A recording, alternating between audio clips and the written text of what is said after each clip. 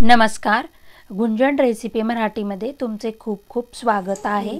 आज आपण मुळा पराठा ही रेसिपी करणार आहोत। त्यासाठी मी इथे 2 मुळे घेतलेले आहेत आणि ते स्वच्छ करून त्याची साल काढून घेणार आहे।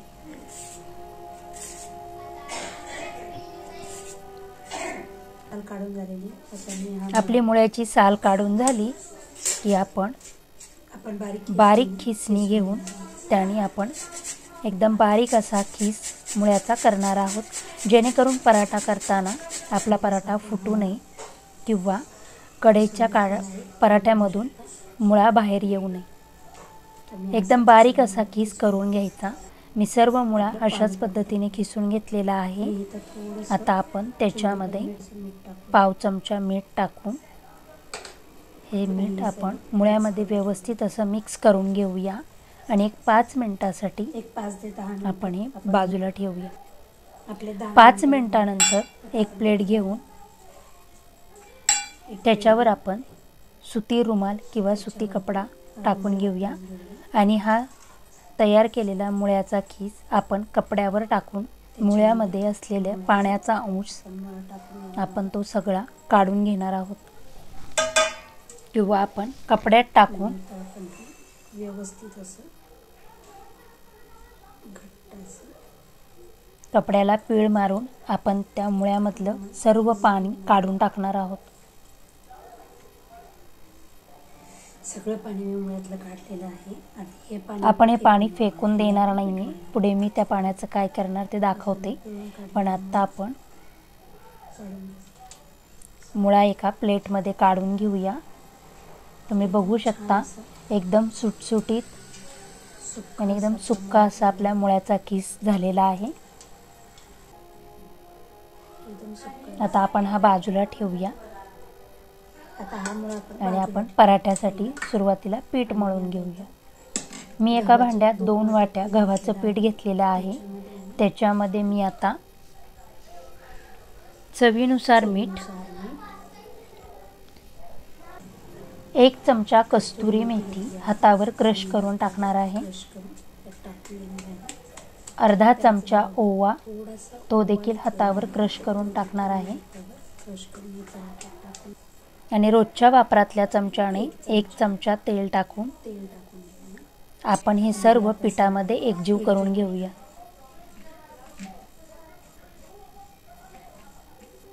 आणि जे आपण मुळ्याचं पाणी काढलं होतं त्या पाण्यातच मी हे पीठ मळून घेणार आहे,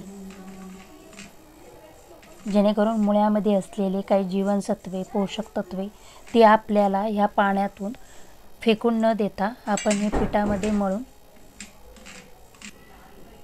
मळून घेणार आहोत। आता मी पीठ मळून झालं की त्याच्यामध्ये 1 चमचा तेल टाकून घेणार आहे आणि हे पीठ मी 15 मिनिटांसाठी झाकून ठेवणार आहे। तोपर्यंत आपण पराठ्याचं सारण तयार करूया। आपण जो मुळा खिसलेला एकदम सुक्का करून घेतलेला आहे त्याच्यामध्ये मी आता 1 छोटा चमचा हळद, 1 चमचा धणे जिरे पावडर, पाव चमचा लाल तिखट आणि आता आपण एक मिक्सरला मसाला तयार करून घेऊया। मी मिक्सरच्या भांड्यामध्ये 1 हिरवी मिरची, 1 इंच आलं,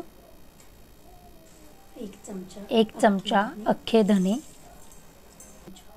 1 चमचा जिरे, अर्धा चमचा जिरे टाकून आपण मिक्सरला हा सुक्का मसाला वाटून घेणार आहोत। आपलं हे वाटून झालेलं आहे आणि आता आपण हा तयार केलेला मसाला मुळ्यामध्ये टाकून घेऊया। त्याचबरोबर ह्याच्यामध्ये मी आता त्याच्यामध्येच आपण बारीक चिरलेली कोथिंबीर, 1 छोटा चमचा चाट मसाला, 1 छोटा चमचा हिंग, पाव चमचा काळी मिरी पूड, पाव चमचा आणि चवीनुसार मीठ टाकून आणि आपण हे सर्व हलक्या हाताने हे सर्व एकजीव करून घेणार आहोत। आपण मीठ टाकलेलं आहे त्याच्यामुळे मुळा पुन्हा पाणी रिलीज करू शकतो. मिक्स करायचं कारण मीठ त्याच्यामुळे एकदम हलक्या हाताने आपण हे मसाले मुळ्यामध्ये मिक्स करून घेऊया. मुळा पाणी सोडायला सुरुवात करतो, त्याच्यामुळे तुम्ही पाहू शकता अशा पद्धतीने आपले मुळ्याचे सारण तयार झालेले आहे. किती सुंदर दिसत आहे. 15 मिनिटं झालेली आहेत. आपलं पराठ्याचं पीठ देखील भिजलेलं आहे. मी 1 मिनिट ते मळून घेते आणि त्यातला एक गोळा काढून घेऊया. गोळा काढून घेऊया.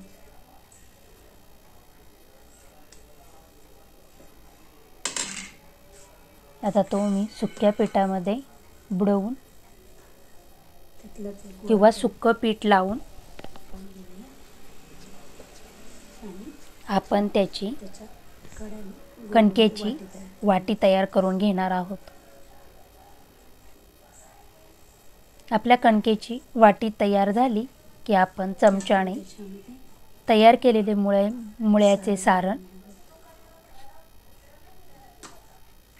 जास्तही भरायचे नाही, कारण पराठा लाटताना जास्त पण नाही भरायचं आणि कमी सारण बाहेर येऊ शकतं. त्याच्यामुळे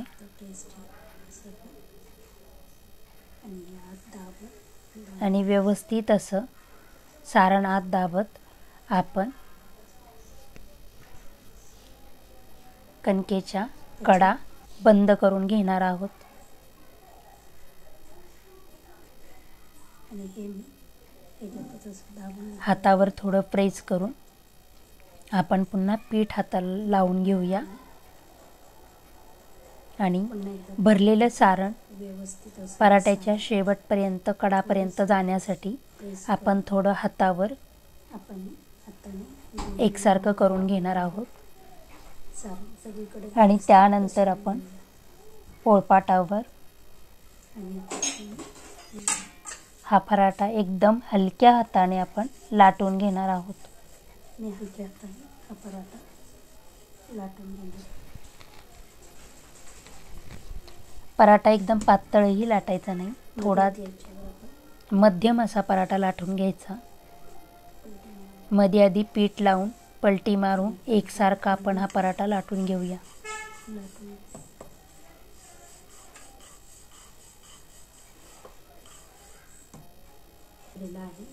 तुम्ही पाहू शकता आपला पराठा लाटून झालेला आहे. आता आपण गॅसवर तवा गरम करायला ठेवलेला आहे. त्याच्यामध्ये मी थोडे तेल टाकून घेणार आहे. आपला पराठा तव्याला चिकटायला नको. आणि त्याच्यावर आपण हा पराठा टाकून घेऊया. गॅसची फ्लेम मीडियम ठेवूनच हा पराठा मी एकदम खरपूस असा भाजून घेणार आहे. मध्ये आधी हाताने गोलसर असा फिरवून एकसारखा आपला पराठा भाजला जाईल.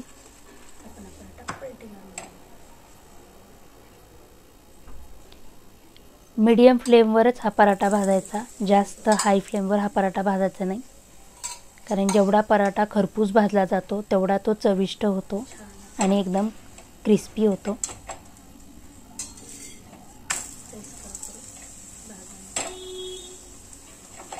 आपला तुम्हाला जर माझे व्हिडिओ आवडत असतील तर प्लीज लाईक, शेअर, सबस्क्राईब करा. दोन्ही बाजूने एकदम खरपूस असे पराठे भाजून झाले की मी त्याला तेल लावून घेणार आहे आणि त्यानंतर मी हा पराठा काढून घेणार आहे. अशाच पद्धतीने मी सर्व पराठे तयार करणार आहे. आपला मुळा पराठा तयार झाला आहे. हा आपण चटणी बरोबर, लोणच्या बरोबर किंवा भाजी बरोबर सर्व करू शकतो.